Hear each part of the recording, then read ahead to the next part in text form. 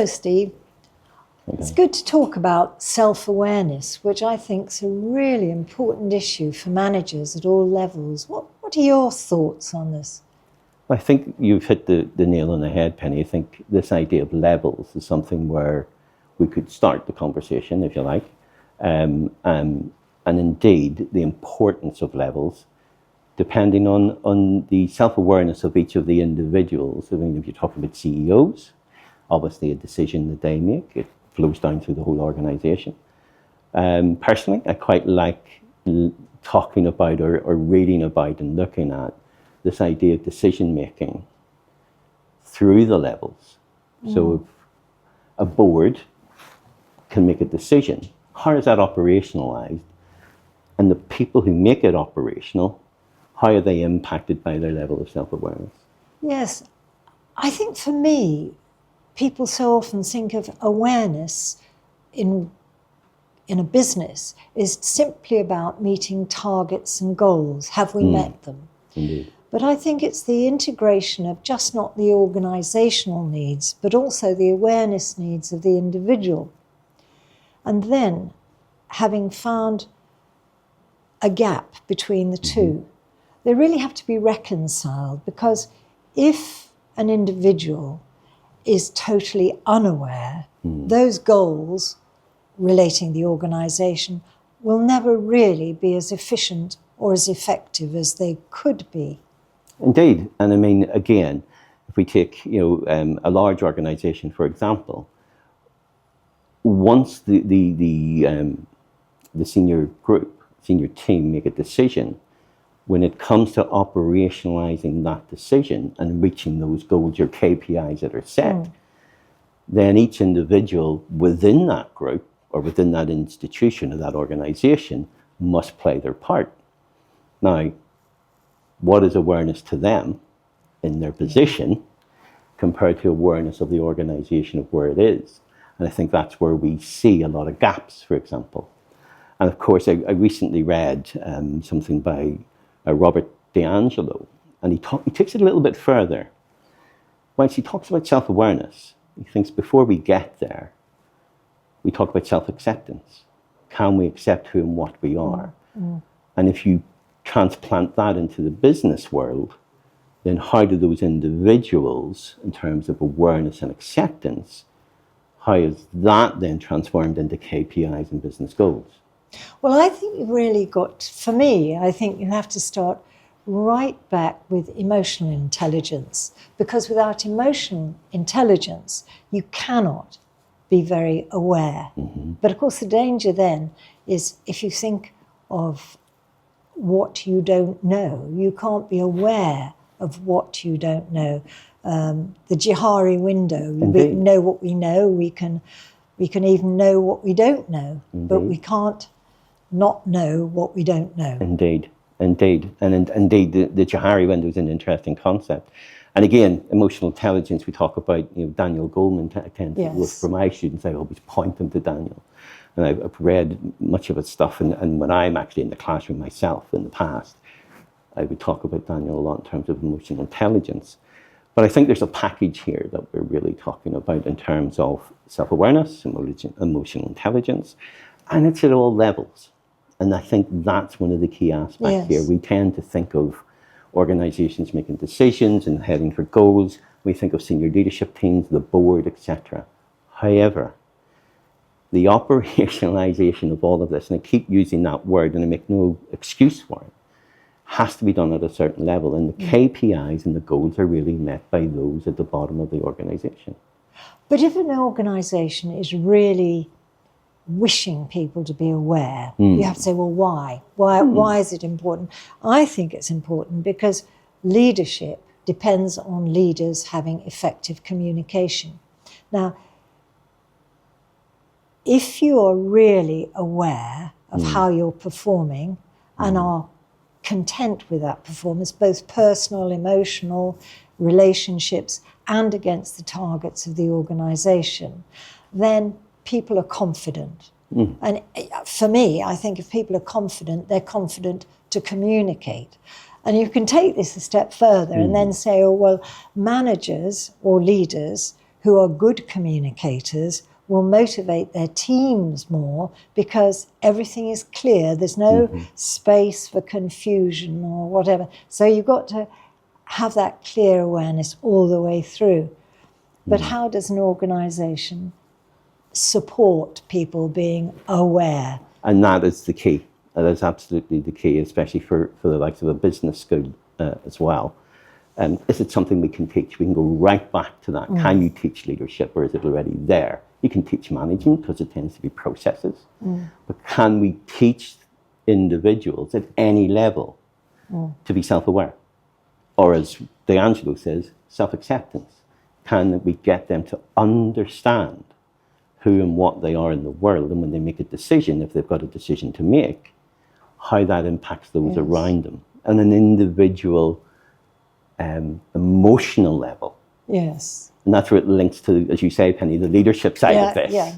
You know? And then, of course, you've got the gap between personal goals and what others expect of you. And really, certainly in an organisation, it's bridging that gap between you, the personal, and the organisational. So within the organisation, what mechanisms can be implemented to help? Can never make it happen. It's a bit like making motivation. You can just put in a situation, a culture that's likely to make it happen. I was reading in the Harvard Business Review, and it was saying that the best method, they believed, was full 360 degrees discussion groups. Yes, and feedback. And frequent ones, not a shock once a year, but regular meetings to discuss. Proper self-development, proper professional development around 360 degree. And there's a lot been said and debated around it. And again, it links to this idea of being self-aware. Can you accept the perspective that others have of you? Yeah. And it can be, a lot of the time, it can be fine from those on the same level as you. And even to an extent, your manager, your manager's manager. I think where the difficulty comes, and certainly in a lot of the work I've done with consultancy with organisations, it's when that feedback comes from those who would be seen as a lower grade. Yes, which of course leads to the problem of the higher in the organisation you are, the less effective the feedback. Not only because people may be reluctant or resistant to give the feedback, but there are fewer people above you to give you the feedback down from that level. Indeed. And then there's a fear. Yes. When you get to certain levels of an organisation, when it's the lower grade or those below you that are giving it, there is a fear that if I do this and I do it properly, in other words, I'm being honest and truthful about what I think, will that come back to me in a very negative way? Will I be wanted by this organisation? But a thought when you were speaking, Penny, that came to me was, one of the things that I have done with an organisation in the past is value recruitment. So when you're talking about aligning all of the individuals in the organisation to achieve the goals, and you're trying to align the values of the organisation to the individuals within that organisation to achieve those goals, I worked with a fast food company, I can't say whom, but we worked to we used a value recruitment strategy to try and align and measure the values of those who were applying to the values of the organisation.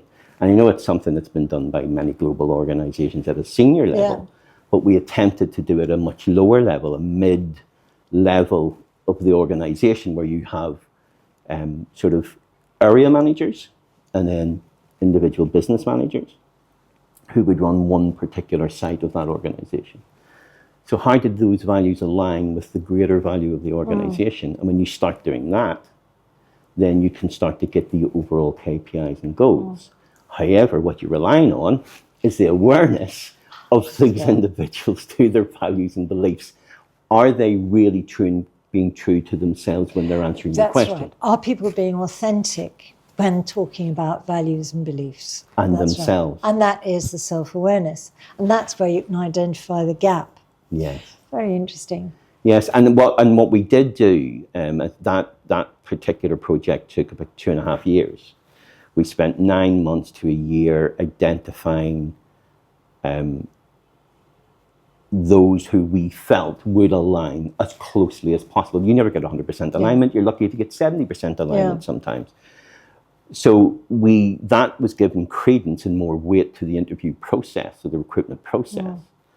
And a year and a half later, at that level, now a particular level that we worked at, turnover dropped by 70%. Gosh.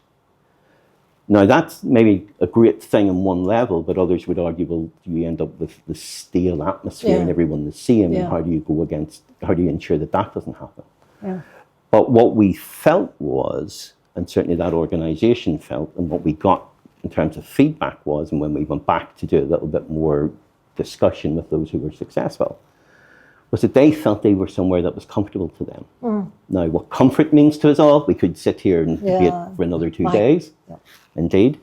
Are they too comfortable? But they felt that they knew what type of organisation they were going into, and they aligned their own values. And it gave a little bit of credence into maybe they do understand who they are and what they're trying to achieve in life, and not align to that. I think it's very effective when organisations can link the concept of self-awareness and the targets along with staff review. So it becomes less of a critical approach, but a very supportive and enhancing thing. So for staff development, it can be really very, very effective as well. Absolutely. And clarity of the goals of the organisation. And I think you made a very valid point earlier. This should not be once a year. No, it's the frequency. This process needs to start from day one, for example, with a new start, and it needs to continue through. Now, how you do that, again, is up to the organisation, how it's done. However, there has to be a process in place where people know what's happening. The clarity of information needs to be there, and the openness. And again, with some organisations, we do not see that openness. But I think it sometimes starts right at recruitment, that someone's interviewed for a job. And I really like the situation where you say, well, what are your strengths and weaknesses? And the person who's joining the organisation, we say, right, that can be first part of your staff development. Nobody enters the organisation perfect for the job. Everybody needs developing. So let's begin there. And that sets a good mood for the fact that it's okay to be not perfect, as well as identifying where you want to go. And again, you're talking, of course, in brackets there about self-awareness, which is all part of this. Am I aware enough to understand my impact, or the impact I can make within your organisation? And how me coming into your organisation would make a difference, either positively or negatively. And of course, there is a strategy out there used by some organisations where they would bring someone in who won't fit the team deliberately to, for want of a better phrase, shake it up. And how does that then impact everyone else in the periphery? Well, I think that if people are self-aware to the extent that they feel confident about themselves, they can tolerate a bit of discord. They can manage disagreement better. Because when people are confident, the tensions drop. So you can have discord more easily and hopefully negotiate and reach agreement.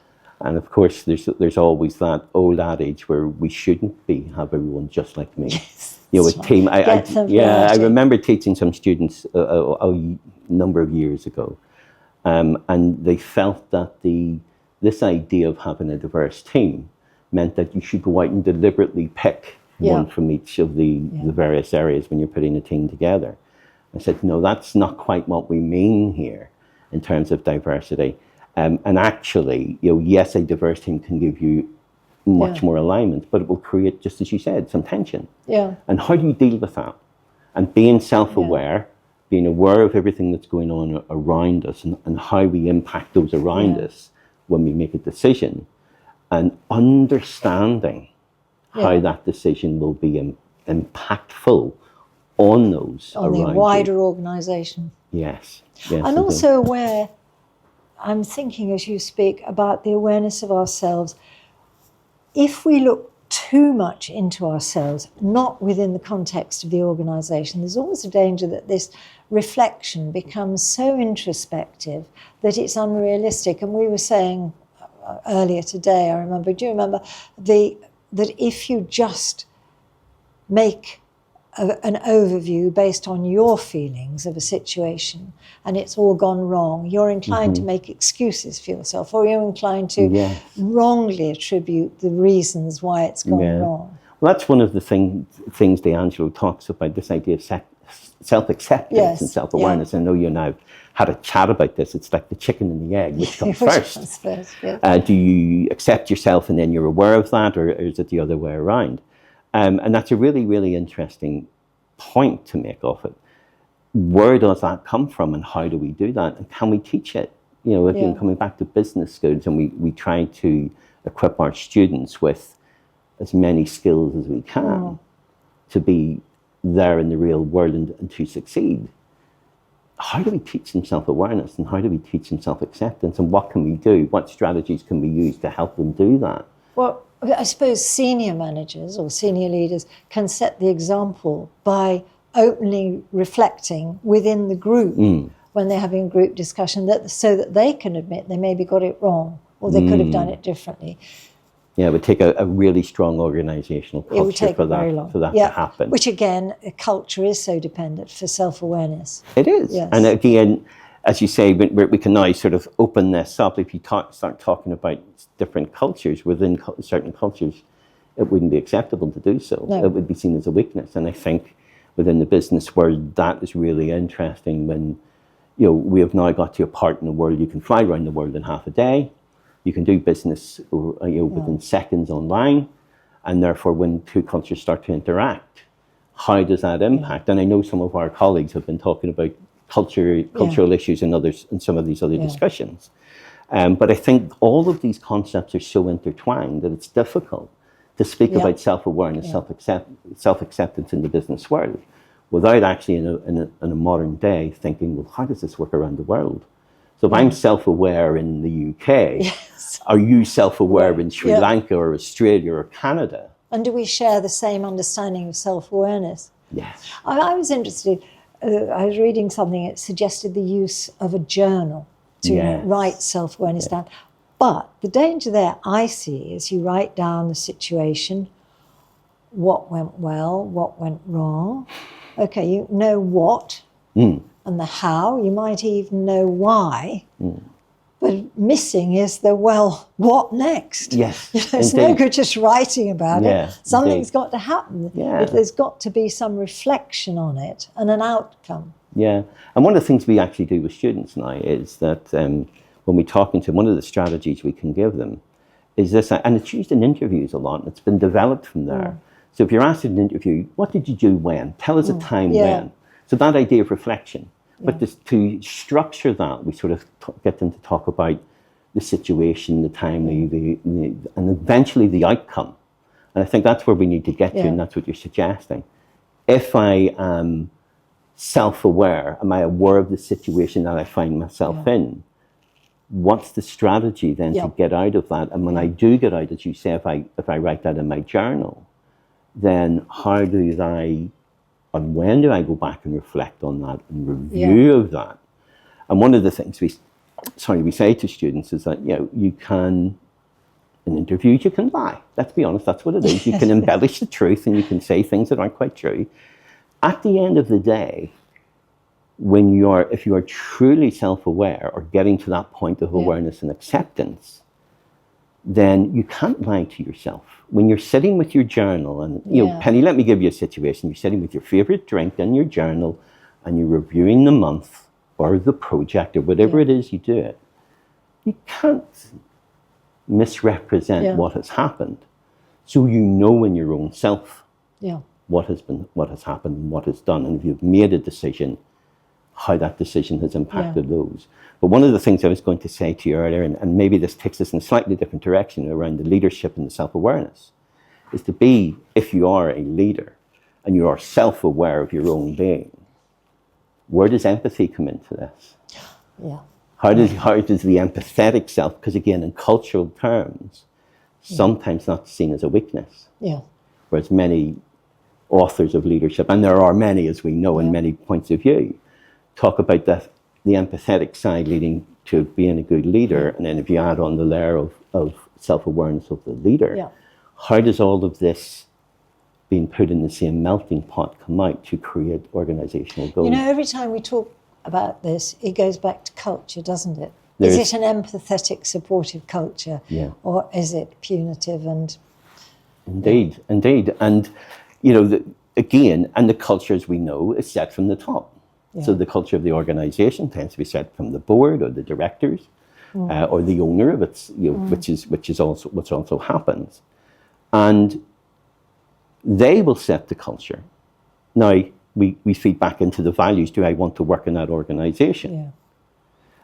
And where does that come from? Well, that comes from, am I aware of my own values and beliefs and traits that I've been brought up in? And depending on where you've been brought up, you will see the world in a very particular... One of the interesting things I do with our students, and sometimes if I had, say, a bottle of water, and I would have the brand towards me, and I would hold the bottle to the students, and I would say, what brand is this water? Well, we don't know, we can't see the label. Well, but I can see the label, I know what brand it is. Yes. So we're looking at the same thing. The idea is we're looking at the same thing from two different, very, very different perspectives. What if I needed the information on the other side? Would you collaborate with me and create a win-win? So that we both can have the information. You need to know the brand name, I need to know what's on the back of the bottle. And it's this idea of win-win and collaboration. And that in itself is something that are we self-aware enough and trustful enough to be able to do collaboration and create a win-win situation. So if all of these things work together to provide the right culture, and we've got a whole organisation full of well-motivated, happy people, where does it take us? I think it leads us to the possibility of very creative and innovative management. Absolutely, absolutely. And a management team that leads from the front, and a management team that clearly sees the direction of travel of the organization.